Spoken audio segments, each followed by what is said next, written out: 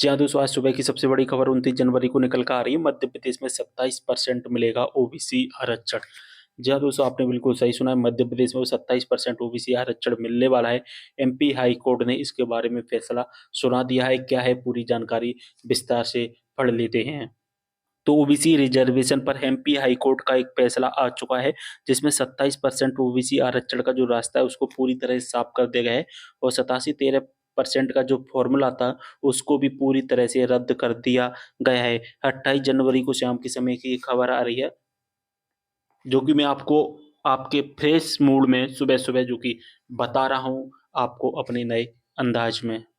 OBC आरक्षण का ये पूरा मामला हम समझ लेते हैं। हाईकोर्ट के मुख्य न्यायाधीश सुरेश कुमार कहते हैं और न्यायमूर्ति विवेक जैन की पीठ ने मंगलवार को यूथ फॉर इक्विटी की एक याचिका थी उसको खारिज कर दिया है, जिसमें पहले 87-13% पर सुनवाई की गई थी और इसी के साथ में 27% ओबीसी का आरक्षण का जो रास्ता है वो साफ कर दिया गया है। एक मध्य प्रदेश में एक संस्था है जिसे हम यूथ फॉर इक्विटी कहते हैं। इसकी जो याचिका है खारिज कर दी गई। इन्होंने याचिका लगाई गई थी कि 27% ओबीसी को आरक्षण नहीं मिलना चाहिए और इसी के बीच में एक 87-13 का एक फ़ॉर्मूला लागू किया गया था।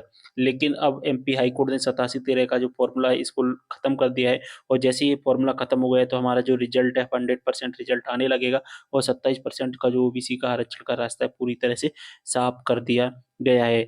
इसके अलावा भर्तियों में 13% आरक्षण पर जो रोक लगी थी उसे हटाने का मार्ग भी अब जो कि प्रशस्त हो गया है।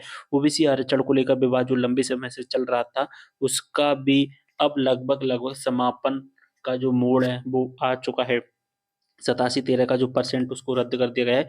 87-13 के फॉर्मूला के कारण शेष पदों पर भर्तियाँ लंबित थी। वरिष्ठ अधिवक्ता जी ने बताया है कि महाधिवक्ता के अभिमत के आधार पर 4 अगस्त 2023 को ये फ़ॉर्मूला लागू किया गया था 87-13 वाला, जिसको अब पूरी तरह से समाप्त कर दिया गया है आज 28 तारीख को, ठीक है? 87% आरक्षण का जो 27% आरक्षण का रास्ता साफ कर दिया गया है। इससे सरकार को आरक्षण नीति के अंतर्गत काम करने में स्पष्टता मिलेगी और भर्ती प्रक्रिया में पारदर्शिता तथा निष्पक्षता को बढ़ावा मिलेगा। इसी के साथ ही प्रदेश में रुकी हुई सभी भर्तियों का अनहोल्ड करने का भी मार्ग साफ हो गया है। यानी कि जो 87-13 की वजह से जो 100% नियुक्तियाँ थी वो नहीं हो पा रही थी, 87% तो हो गई थी, लेकिन जो 13% बचा था उसकी नियुक्तियाँ नहीं हो पा रही थी। जैसे कि हमारा एमपीपीएससी का 2019 हो गया, हमारा 20 हो गया, 21 हो गया, 22 हो गया, इन सभी के रिज़ल्ट भी पूरी तरह से नहीं आ पा रहे थे, यानी कि 13% रुका हुआ था, अब 100% रिज़ल्ट आना स्टार्ट हो जाएँगे, लेकिन अभी भी इसमें समय लगभग 1 से डेढ़ महीने का समय इसमें अभी भी लग सकता है पूरी तरह से लागू होने में।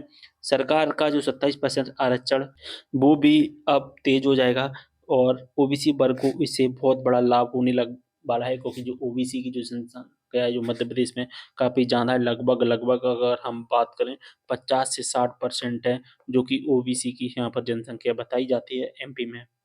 यहाँ पर सबसे बड़ी अपडेट है कि अब भर्तियों का रास्ता भी साफ हो चुका है। यूथ फॉर इक्विटी द्वारा जो दायर याचिका थी जिसपे 27% ओबीसी आरक्षण को चुनौती दी गई थी, याचिकाकर्ता का तर्क था कि यह आरक्षण संविधान के प्रावधानों का उल्लंघन करता है और समानता के अधिकारों को प्रभावित करता है। हाईकोर्ट ने इस तर्क को खारिज करते हुए याचिका को अस्वीकार कर दिया। हाईकोर्ट ने मंगलवार को दिए गए आदेश में 4 अगस्त 2023 के आदेश को रद्द कर दिया है और ओबीसी आरक्षण पर कोई भी प्रतिबंध नहीं है। कोर्ट के इस फैसले के बाद राज्य में रुकी हुई सभी भर्तियों को फिर से शुरू करने का रास्ता भी साफ हो गया है। तो हमारे लिए सुबह-सुबह सबसे बड़ी अपडेट है और फ्रेश मूड में आप इस खबर को पढ़ रहे थे। शेयर कर देना है सभी के साथ जिससे सभी को इसके बारे में जानकारी मिल सकेगी। नई दुनिया के न्यूज़पेपर में आ चुका है, बंसल न्यूज़ के न्यूज़पेपर में भी आ चुका है, धीरे-धीरे सभी न्यूज़पेपर में भी इसकी जो कटिंग है वो आना स्टार्ट हो जाएगी।